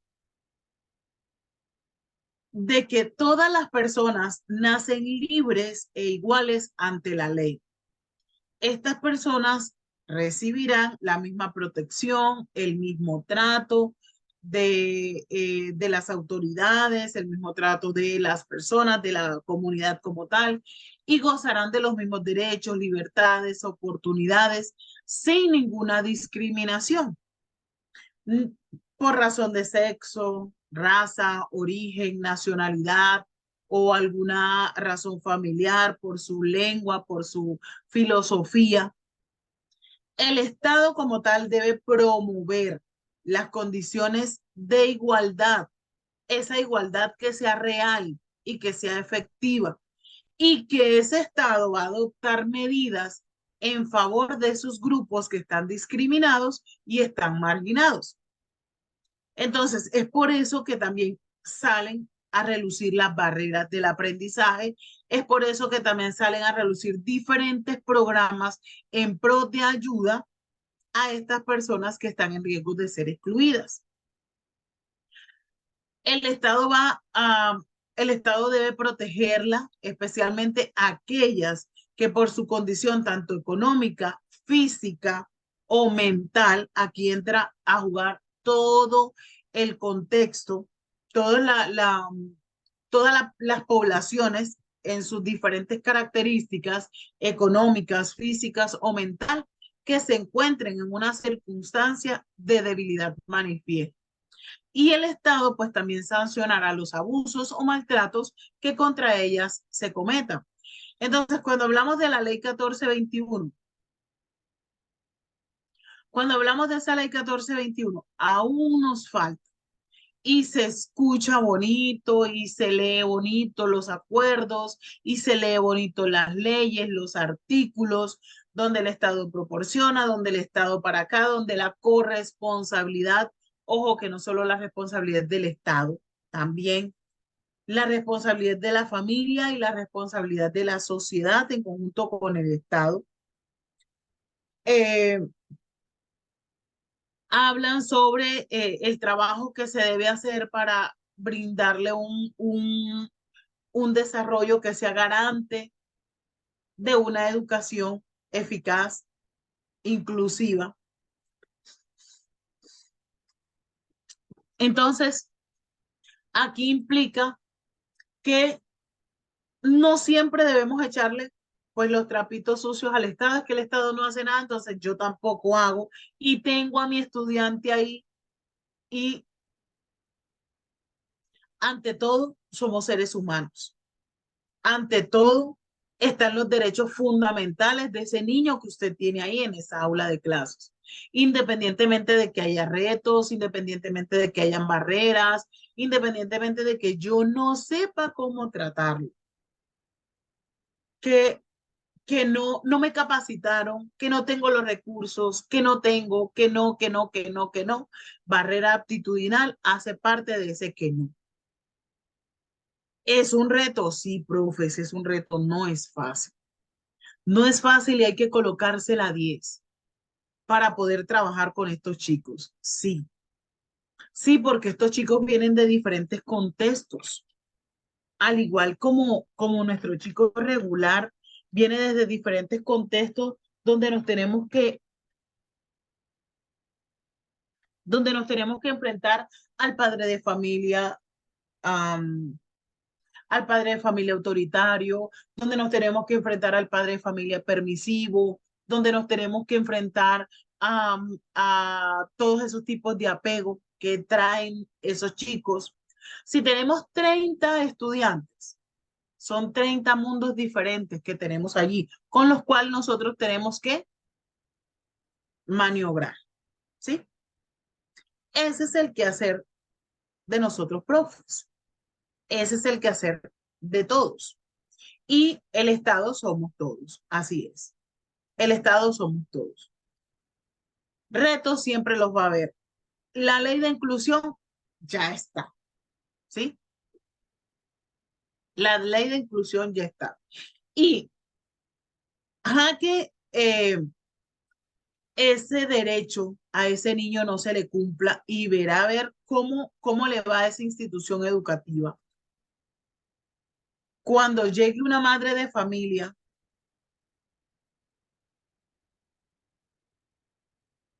profe, la persona que aparece como usuario Zoom, qué pena, voy aquí a hacer una pausa. El prof, imagino que es profe, nos va a regalar un libro.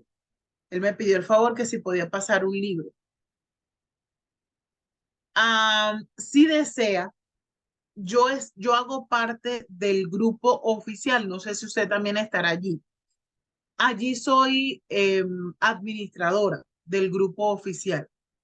Usted puede buscar mi número o lo tengo por aquí, soy Fono y se lo pasé a Constanza.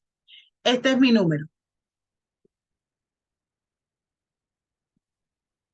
Si desea, me lo puede pasar por WhatsApp para poderlo pasar al grupo oficial donde estamos todos, ¿sí?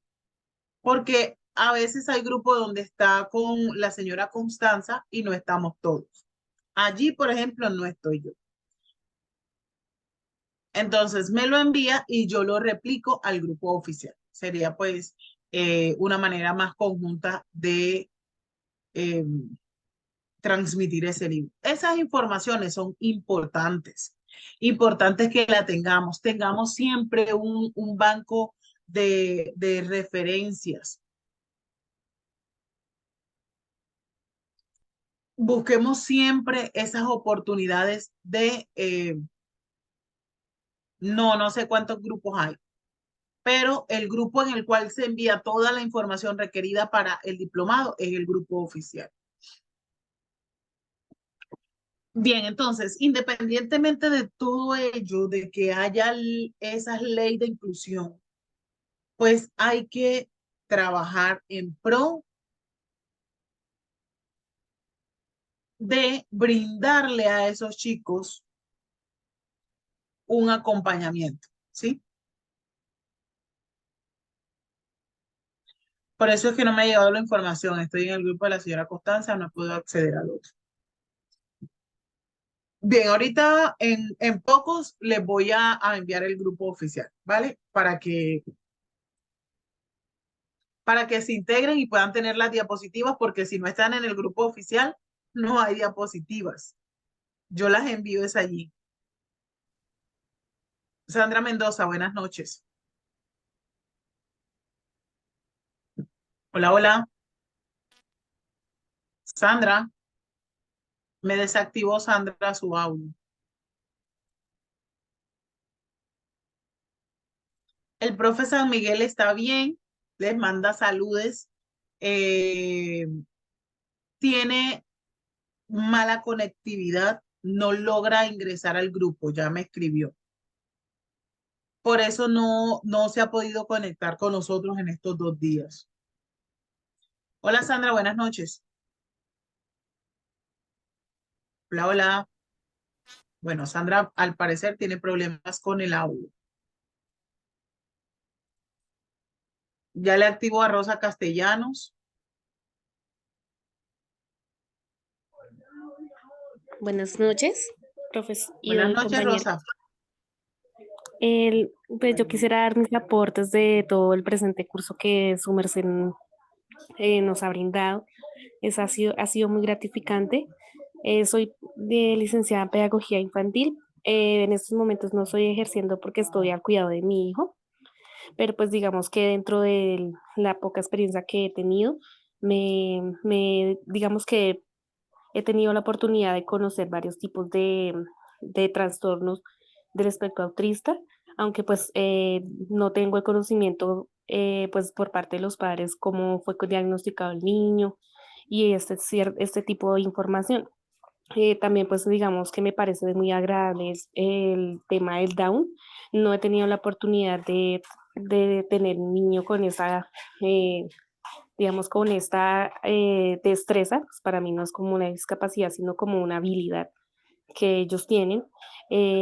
También, digamos que quisiera compartir que dentro de, pues, de mi aprendizaje como la docencia, digamos que tengo como referencia a un psicopedagogo que se llama Jorge Eliezer Gómez, que él incentiva mucho el método de Doman, Glade Doman, porque él, pues digamos que básicamente sustenta la información, porque estos neurólogos hicieron estudios a base de personas con, pues anteriormente, no sé, llamaban con retardo mental, con temas de un trastorno ya neuronales.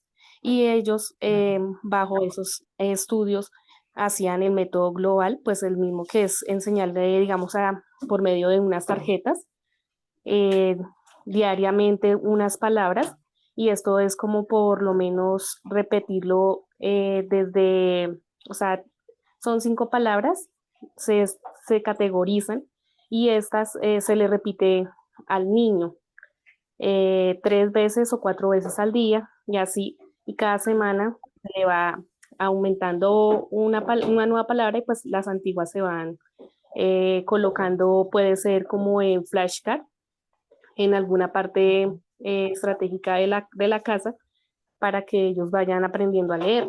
Y ellos dicen que los estudios que ellos hacen es que los bebés a partir de los 6 meses tienen la capacidad de leer. Pues me parece un método que es muy útil porque no solamente es para las personas que tengan ciertas diversidades, sino para los niños regulares. Yo se lo estoy implementando a mi hijo y pues no lo he hecho como tal, llenar toda la casa con las flashcards, pero sí le coloco a leer palabras de su, y digamos, día a día. En estos momentos, pues solamente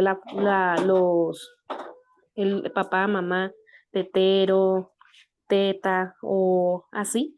Él todavía no me habla, pues como tiene 1 año y medio, pero digamos que es una metodología que es muy práctica, no solamente para, pues como para estas tipo, sino y también incentivarlos que a través del juego ellos exploren y tengan estas habilidades un poco más, digamos, como más amenas en el hogar. ¿Por qué lo digo?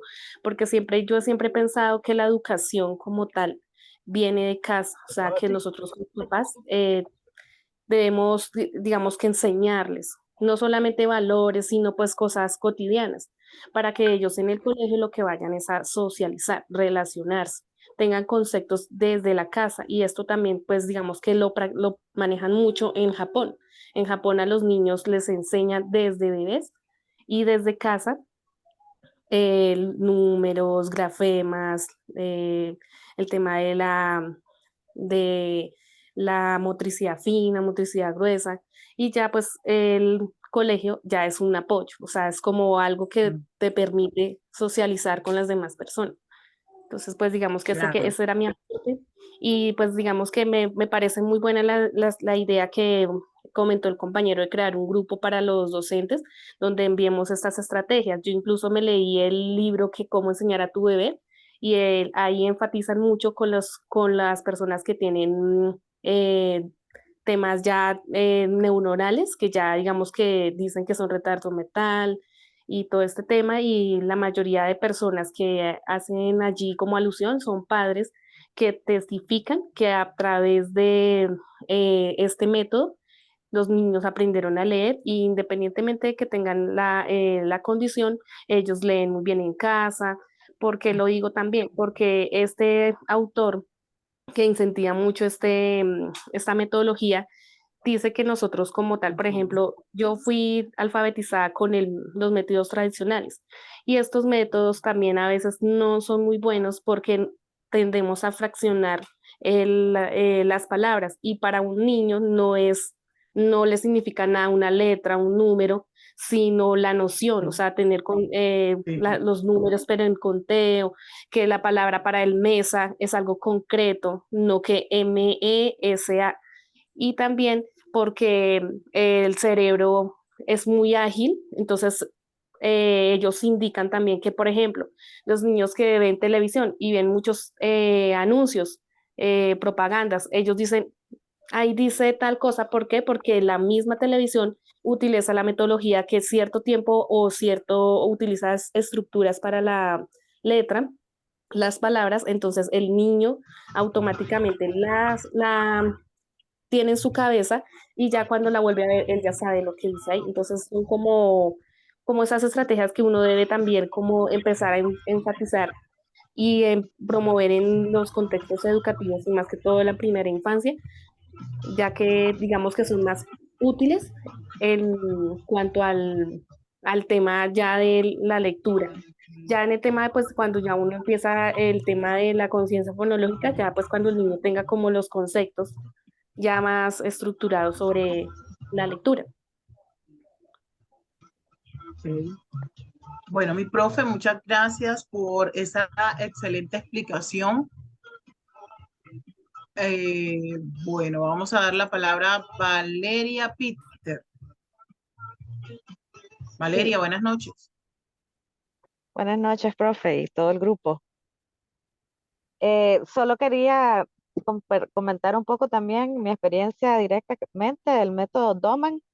Y en el caso de Isaac está súper explicado. Hay un montón de videos de YouTube donde lo explican porque hay varias cosas, por ejemplo, que no puede empezar cada palabra con la misma letra y varias cositas que tiene que aprenderse bien antes de ocuparlo. Pero como esto no solo es lo esencial por lo que se inventó este método al tratar a personas con parálisis cerebral, no era aprender a leer, sino mejorar otras partes del cerebro que les ayudaran con todo su problema de parálisis cerebral.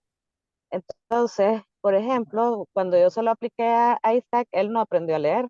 Sin embargo, tuvo un cambio de conducta súper pronunciado y de momentos muy cortos de concentración o de sentarse para hacer tareas que eran pequeñísimos, de 10, 15 minutos máximo, pasó a tener tiempos muy largos de estar sentado, pues, concentrado.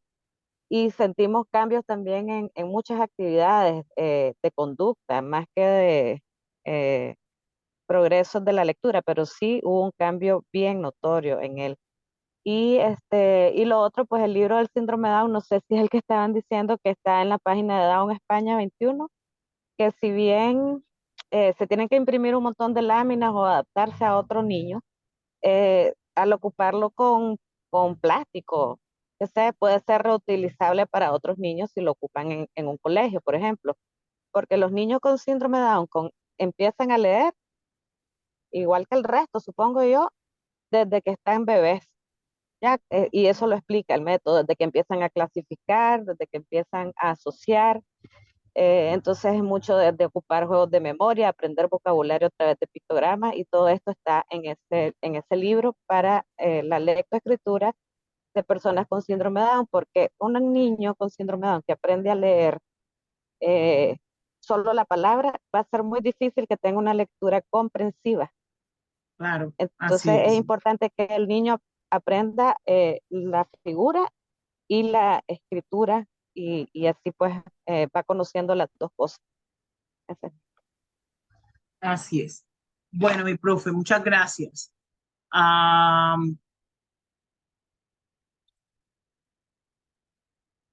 Vamos a dar la palabra a otro compañero por aquí. Bueno, y la última pregunta que tiene que ver con los contenidos curriculares en cuanto a la atención o al proceso de aprendizaje con esos estudiantes con síndrome de Down. No me permite activarle la 1. Uno de los mitos más, se puede decir que más pernicioso, que sobre la escuela se ha sostenido durante mucho tiempo, y es que el que supone que la enseñanza causa automáticamente el aprendizaje, y no es así. El proceso de enseñanza-aprendizaje es complejo, y en él, como ocurre en todo proceso de comunicación humana, se produce bajo qué efectos: la interacción constante entre el emisor y el receptor del mensaje. Y de estos dos agentes, el aprendiz, pues es el que juega como tal el papel más importante, ya que el fin último es que adquiera los contenidos de aprendizaje que hemos previsto. La presencia de una buena planificación educativa, esto no solo hablamos del DAO, esto hablamos de todos los estudiantes, digamos, regulares, diagnosticados, sin diagnósticos, con, con alteraciones neuronales, sin alteraciones neuronales, con discapacidad, sin discapacidad. Discapacitados no se dice. Con discapacidad o sin discapacidad o en cualquier situación, es necesario, pero que se hagan, es muy necesario que se hagan todos estos ajustes. De hecho, por muy bien que explique el profesor, por muy bien analizada que sea la metodología, por muchos y varios recursos que emplee, ese secreto de la educación está en el aprendizaje de ese alumno, que el objetivo último no es el sistema de enseñanza del maestro. En el fondo, una determinada competencia o habilidad no se enseña, sino que se aprende. Por eso hoy día enseñamos a aprender, aprender a hacer y aprender a hacer. ¿Sí? Todo esto se da a través de la presentación de múltiples situaciones, de experiencias y de oportunidades de aprendizaje que le emitimos a nuestro estudiante.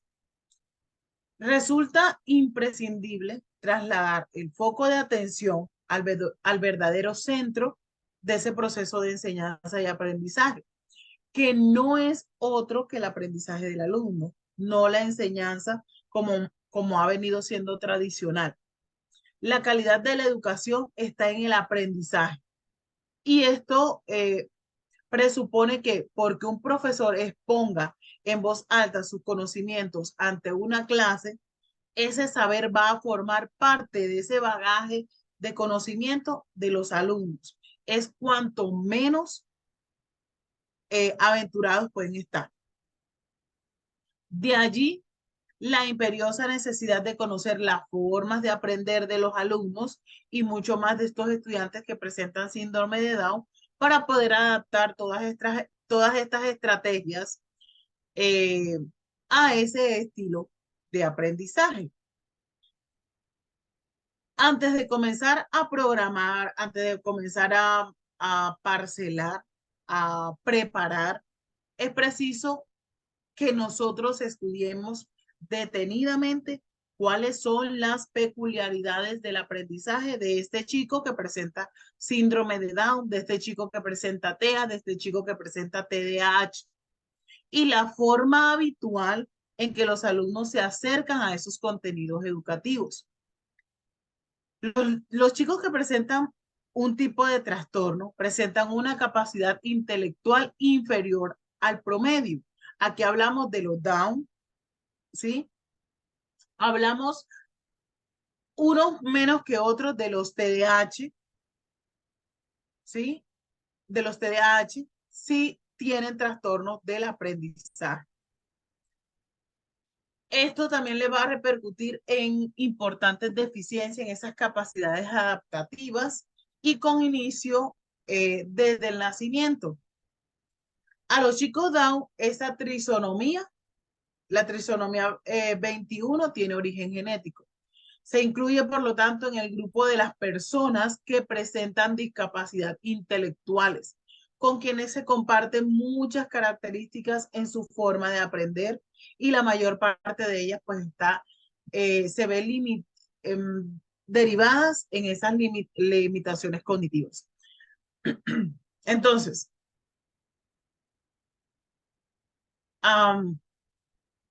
esa lentitud en el funcionamiento de sus círculos cerebrales repercute directamente en la adquisición y en el progreso de ese aprendizaje, que será generalmente pues más lento a sus estudiantes, a sus compañeros regulares.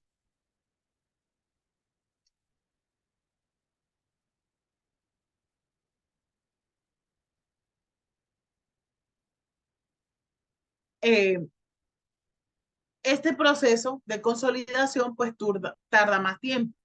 Lógico, ellos tienen un coeficiente intelectual bajo, tienen un ritmo de aprendizaje bajo, lo que conlleva a que necesite más tiempo para conseguir los conocimientos y en consecuencia esto pues es más años de escolaridad para alcanzar los distintos objetivos curriculares.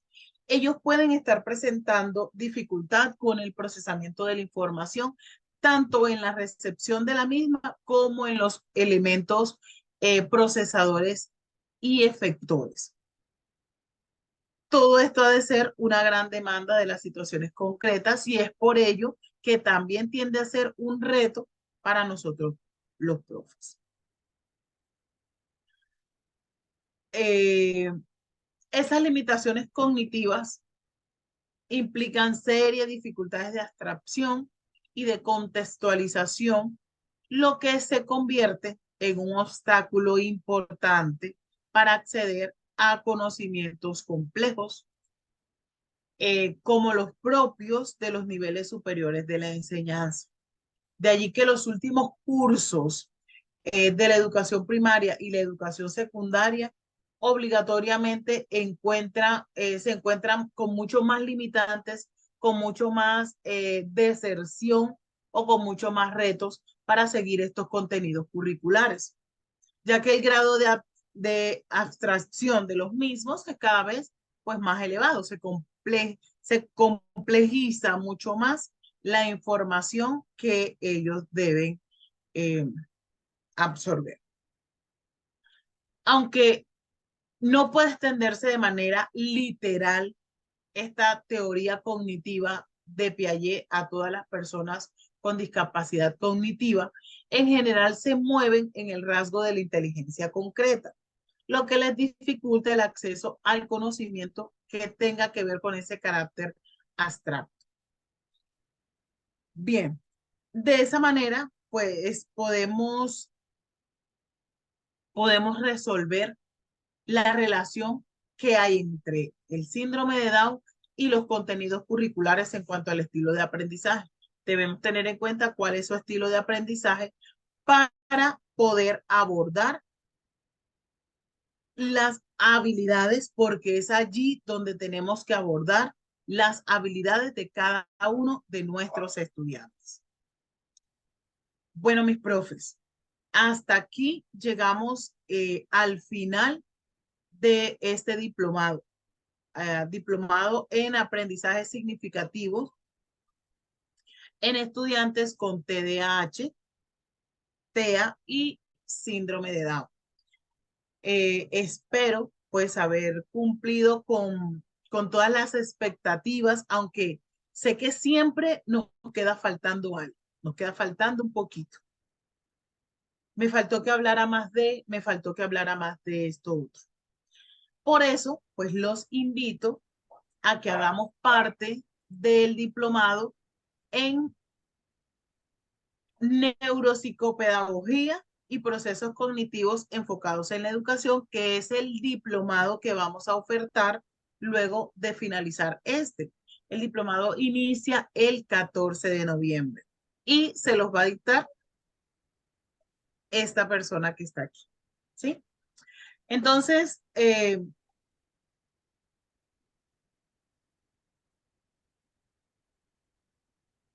invitarlos, incentivarlos. Este es el fin como tal de un aprendizaje significativo. Quedar siempre con ganas de más. Quedar siempre con ganas de más porque voy a estar interesado en indagar, en buscar, en seguir buscando información acerca de eso que quiero aprender. Listo. Este sería pues la infografía del diplomado que se está ofertando para la siguiente semana. Iniciamos el día martes 14 de noviembre, la hora habitual, 6 en punto. Se les va a estar haciendo entrega del link en el cual ustedes van a entrar a esa clase. Este diplomado, pues también sumamente importante. La neuropsicopedagogía se enfoca más en la neurociencia y es allí donde podemos identificar, podemos entender cómo aprende este individuo, cómo aprende ese niño. Pues porque está enfocado en la educación. Nesli, buenas noches, Nesli. Aló, buenas noches. Sí, buenas noches. Buenas noches. Muchísimas gracias. Bueno, yo agradecida por todo este diplomado. Siento que, bueno, era solamente como intervenir un poquito, dando la importancia del arte y todas las herramientas que el arte da a estos chicos. Tengo la oportunidad de trabajar con un niño TEA y con una niña Down y sentimos que los beneficios han sido grandísimos. Hemos logrado lenguaje, hemos logrado movimientos mucho más coordinados, más interacción social a través de la música, el teatro, las artes plásticas. Entonces, bueno, era como contarles que esa es otra herramienta que con la que podríamos apoyar a todos estos chicos. Y la otra es creer en ellos, que ellos son capaces, no lo van a hacer al ritmo que nosotros queremos, pero ellos lo van logrando, ¿sí? Tendríamos la niña Down que en casi un año no veíamos pues como que mucho, y este año ha dado un salto grandísimo a nivel social, a nivel de lenguaje, al igual que el niño TEA. Entonces, contarles que sí se puede, ellos van dando al ritmo de ellos, pero lo importante es que nosotros no bajemos la guardia, y aunque aparentemente no veamos progreso, yo digo aparentemente, pero ese progreso internamente se va logrando, y cuando de pronto son como bombillitos que se prenden. Entonces, quería contar eso y agradecida. Muchísimas gracias a todos. Ok, muchas gracias a usted también, Nesli, por su participación activa en este proceso. Bueno, información, como a nivel de información general, allí está el grupo oficial, ¿sí? Ahí está el link del grupo oficial. Los que aún no hayan accedido a él, denle clic e inmediatamente los van a arrojar a un grupo. Ahí dice oficial aprendizaje significativo. ¿Qué sucede cuando ustedes llegan a ese grupo? Pues todo está vacío. Todo está vacío, simplemente van a ver la información de los que están entrando luego de que ya usted ingresó. Voy a darles tiempo a que las personas que nos acompañan en el día de hoy y no están en el grupo oficial accedan para luego enviarle la diapositiva. Las diapositivas es el compendio de todos y cada uno de los temas que trabajamos allí. Al igual que los dos libros, voy a enviar los dos links de los libros que nos compartió el profe que habló hace ratico. Entonces, eso también. Certificados, profes, agradecerles inmensamente a todos los que hicieron ese aporte con el fin de certificarse, pero pues también a sabiendas de que es la manera como nosotros nos podemos sostener, ¿sí? Los certificados se entregan luego de 7 días hábiles. 7 días hábiles a partir de la finalización del diplomado. O sea, que inicia a contar a partir del día martes esos 7 días hábiles, ¿sí? Para luego enviarles el link donde ustedes van a descargar su certificado en el diplomado de estrategias, aprendizajes significativos y estrategias de aprendizaje en estudiantes con Down, TEA, TDAH. ¿Sí? Bueno, si hay alguna duda, pues allí tienen a María Constanza, allí tienen también los números del profe Ricardo San Miguel, que les manda muchos saludos, que les pide disculpas por no poder despedirse de este hermoso grupo. Tiene límites en la conexión y pues no pudo ingresar. No tiene tanta intensidad en la señal y no le permite ingresar a la sala Zoom. Él pues va a estar ya con nosotros, Dios mediante, el día martes, ¿sí? Bueno, mis profes, me despido de ustedes en este momento y sé que muchos de ustedes diplomado de pedagogía y procesos cognitivos enfocados en educación. Al igual que este, pues es un diplomado sumamente importante que como profes debemos tener en cuenta. Se debe tener en cuenta para todos esos procesos que tenemos en el aula de clases. Bueno, ya eso sí que si no cancelaron, quieren cancelar para acceder a la certificación, esa información no la tengo yo. Si se la preguntan a al asesor, a su asesor, ¿sí? Bueno, mis profes, agradecida con Dios por permitirme llegar hasta este momento con ustedes. También agradecidas con ustedes porque sin ustedes este proceso no se puede dar. Gracias a todos por sus aportes.